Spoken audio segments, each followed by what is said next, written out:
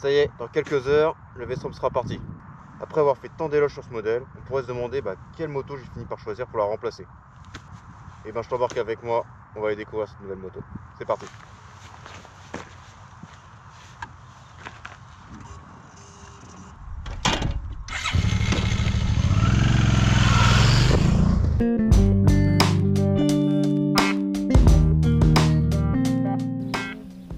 Autant dire que la tâche n'était pas une mince affaire. Il fallait garder un maximum des qualités du V-Strom, tout en ayant le moins d'entretien journalier et périodique possible, avec désormais 24 000 km minimum par an. Bien sûr le tout, avec un budget ne permettant pas d'accéder à des modèles neufs.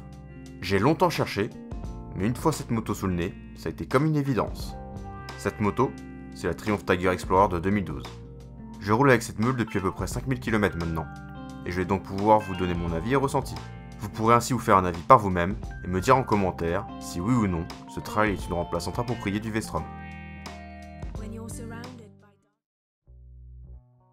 La gamme des Tiger est l'une des plus anciennes du milieu de la moto puisque les tout premiers modèles datent de 1936 avec les variantes 70, 80 et 90.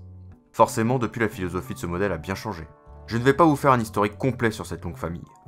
Mais retenez que les premières versions avec le fameux 3 cylindres de Triumph apparaissent en 1993 avec la Tiger 900, suivie d'une seconde génération en 1999, avant qu'apparaissent les modèles 955. Ces véritables pionniers des maxi-trail offrent de bonnes performances routières, sans être dépourvus de capacité tout-terrain, malgré leurs 255 kg, plutôt handicapants dans ce milieu.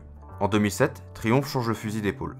La nouvelle Tiger, la 1050, ne sera pas un trail dual sport, mais un trail routier, pour ne pas dire un trail sportif. Pour faire simple, c'est la version trail du Speed Triple, avec tout le côté dynamique que cela peut présenter. La moto est alors complètement axée route, pour le plus grand plaisir des arsouilleurs, au détriment des baroudeurs. En 2011, Triumph fait alors volte-face et va proposer une toute nouvelle machine, la Tiger 800. C'est un retour au trail polyvalent par la marque. Nouveau look, nouvelle motorisation, le succès est total. Il s'agit d'ailleurs d'un des best-sellers de la marque. Dans la foulée, en 2012, Triumph décide d'aller s'attaquer à la reine des maxi-trail, la 1200 GS. La recette pour ce combat ? Prenez une Tiger 800 bodybuildée, un tout nouveau 3 cylindres de 1215 cm3, une dose d'innovation au sein de la marque et vous avez la bête, la Tiger Explorer. C'est cette machine qu'on va décortiquer aujourd'hui.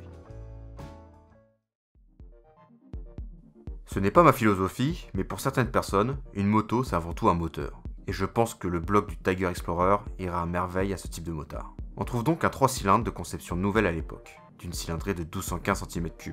Ce moteur délivre 137 chevaux à 9300 tours minute et un impressionnant couple de 123 Nm à 6400 tours minute. A savoir que dès 2500 tours minute, on bénéficie de 100 Nm. On devine aisément que ce moteur n'aura pas besoin d'aller se percher dans les tours pour vous allonger les bras. C'est dans ce but qu'il a été construit, puisqu'il motorise également la Trophy 1200. Si cette puissance paraît commune de nos jours, il faut savoir qu'en 2012, seul Ducati proposait un trail plus puissant avec sa Multistrada. Autant dire que Triumph a voulu marquer le coup, et ça se sent par la claque qu'on prend en tournant la poignée. Dans les faits, on a donc un moteur plein et bourré de couples à tous les niveaux. Il accepte de descendre à 1500 tours minute en 6ème sans le moindre à-coup et de repartir dans la foulée jusqu'à son rupteur, situé à 10 000 tours minute. Bon, je te dis ça sur autoroute allemande bien sûr. Le tout s'effectue dans une sonorité envoûtante, pour peu que vous ayez par exemple un échappement Leo Vince dont le vendeur n'aurait plus la chicane. Donc je dis ça vraiment par hasard.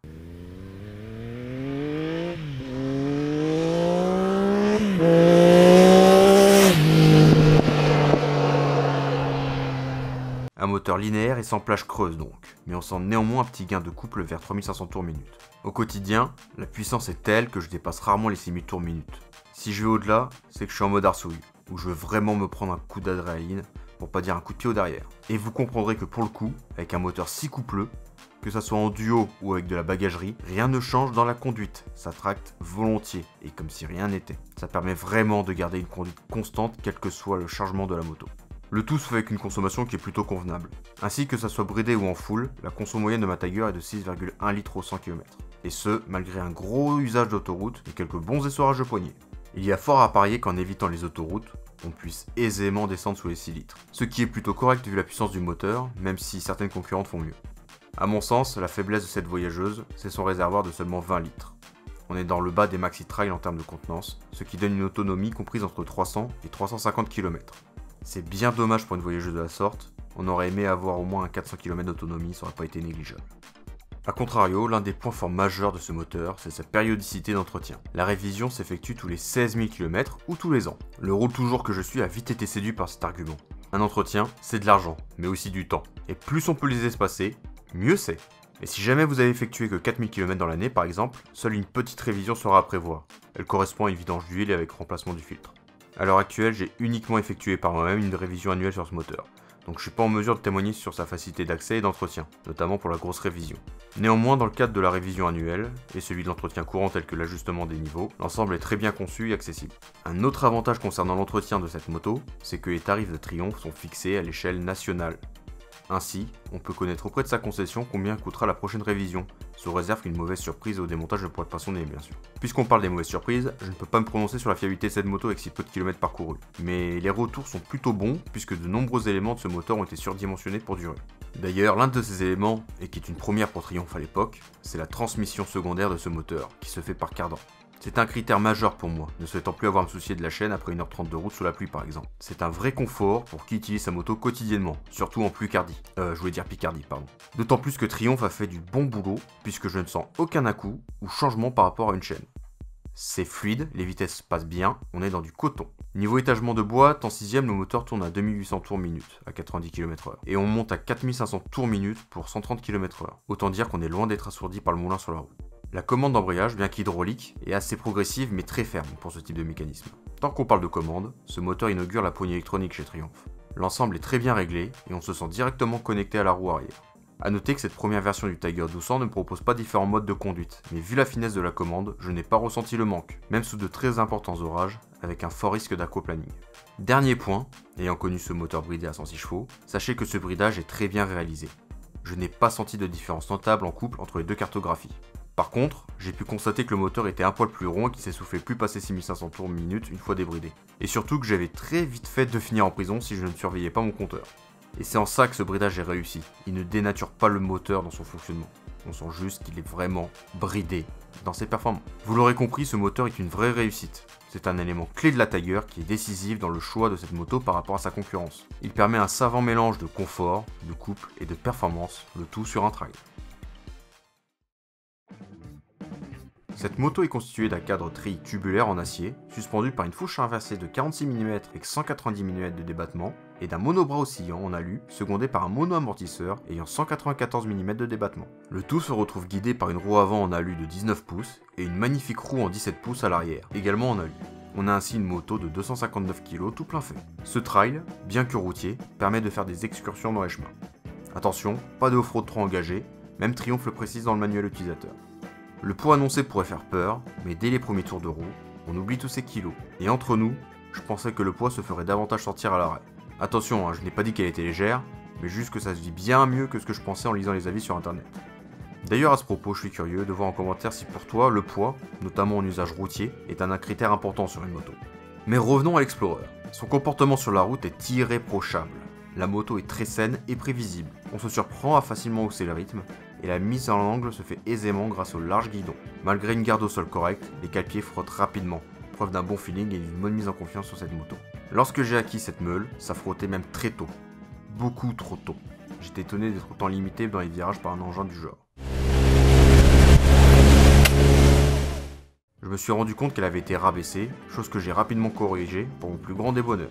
C'est apparemment une pratique assez courante sur cette moto, donc si jamais tu penses que ta Tiger Explorer frotte trop tôt en virage, vérifie ce point-là, ça peut être une piste. Les suspensions ont un très bon comportement, ça ne pompe pas et ça ne cogne pas. On enchaîne les aspérités de la route sans souci. Concernant le off-road, je n'ai pas encore pris le temps de m'aventurer sur les pistes avec cette moto. Et plutôt que de te faire le Jean-Michel à peu près, si vous voulez un vrai retour complet, je vous invite à aller voir la chaîne de Matt Adventure, puisqu'il utilisait cette Tiger Explorer en premier trail. Pour le duo, on pourra aisément régler la précharge grâce à la molette située sur le côté, bien que l'arrière s'enfonce de très peu, même sans ajuster ce réglage. Tout comme pour le moteur, on ne ressent pas de surplus de charge. La moto reste dynamique et confortable. C'est un point vraiment positif sur cette moto, car peu importe son chargement, elle reste constante. Avoir un châssis qui permet de rouler vite, c'est bien, c'est même très bien, mais encore faut-il avoir de quoi l'arrêter. Et de ce côté-là, la Tiger est encore une fois bien conçue dans ce domaine.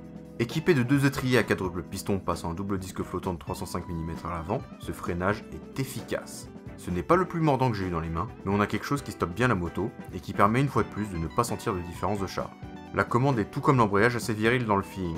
Il faut vraiment y aller pour venir à bloquer la roue et déclencher l'ABS. Attention néanmoins sur les gros freinages, le débattement de la fourche entraîne un gros plongeon, rien d'anormal sur une moto de la sorte, mais je préfère vous avertir. Concernant le frein arrière, c'est un étrier double piston passant un disque de 255 mm. Son comportement est tout aussi bon, bien qu'il déclenche un peu facilement l'ABS à mon goût. Concernant les pneus, les montes ne sont pas trop onéreuses et très variées. Ce qui est par contre étonnant, c'est la monte qui est identique à celle des V-Strom. 110-99 à l'avant et 150-70-17 à l'arrière. Les pneus font minuscules par rapport à la moto et on aurait tendance à être sceptique sur leur capacité à encaisser les prouesses de l'Explorer. Dans les faits, ça fait parfaitement le travail et ça retransmet bien le couple à la route. Je n'ai pas encore de retour sur l'usure des pneus, mais une chose est sûre, avec un si gros couple, ils ne dureront pas aussi longtemps qu'avec mon V-Strom. Tiger Explorer. Voilà un nom qui va parfaitement à cette nouvelle moto. Elle est tellement confortable qu'on ne demande que ça, d'explorer. La position de conduite est naturelle et typique de celle d'un trail. On a de la place et on a de la marge avant de se sentir à l'étroit. La finition de la moto est excellente et plaisante à regarder. Tous les détails sont pris en compte, comme les fils des poignées chauffantes qui sont dissimulés. On bénéficie d'une assise bien droite, avec des jambes pas trop repliées pour mon 1m80. La selle, que j'ai réglée au plus haut niveau parmi les deux proposés, est confortable. Je n'ai pas la moindre gêne après des trajets d'1h à 1h30. A savoir que dans cette configuration, je pose les pieds sans souci. Les moins d'1m80 devraient pouvoir être à leur aise en baissant la selle au réglage inférieur. Le guidon assez large tombe naturellement sous les mains et les vibrations du moteur sont bien filtrées, pour ne pas dire inexistants. L'emplacement des boutons sur les commodos n'est pas toujours idéal, il demande un temps d'adaptation et des fois de légèrement déchausser la main pour accéder au plus éloigné. La palme du bouton le moins ergonomique revient au warning, placé au tableau de bord. C'est vraiment pas pratique. Pour la conduite debout, elle est globalement très bonne. Néanmoins, il faudra tout de même prévoir une rehausse du guidon qui est plus pensée touring que dual sport. Les cale-pieds sont confortables, bien que la béquille centrale puisse gêner les très grands panards. Pour être plus précis, je fais du 43, et si je souhaite prendre appui sur ma plante des pieds, notamment en se la jouant en racing, j'ai mon talon qui rentre en contact avec la béquille centrale. On est d'accord, c'est pas dans cette position que le pied va passer le plus clair de son temps, mais en cas d'arsouille, ça peut gêner. A noter qu'on peut retirer le caoutchouc pour basculer sur un cale-pied métallique pour la pratique du touche-main. La bulle d'un moto, réglable manuellement et sans outil, offre une très bonne protection. Le fait que le carénage ne soit pas fermé laisse passer de l'air, ce qui permet d'éviter toute turbulence. Je précise par rapport à mon ressenti sur cette protection que ma moto est équipée d'une bulle rehaussée, ce qui accentue forcément ce paramètre. Les protège-mains ne sont pas les plus enveloppants que j'ai vus, mais ils fournissent déjà une très bonne protection. Attention, je parle ici de protection à l'air, ça reste des pare-mains plastiques, en cas de chute, je suis plus sceptique. Concernant les jambes, celles-ci bénéficient d'une très bonne protection, grâce au réservoir et carénage. Seules les bottes prendront un peu l'air. La prise 12 volts est idéalement placée, et le support de la bulle peut servir à fixer un GPS, histoire d'avoir les indications dans notre champ de vision. Pour le passager, encore une fois, rien ne vaut la vie de la personne concernée.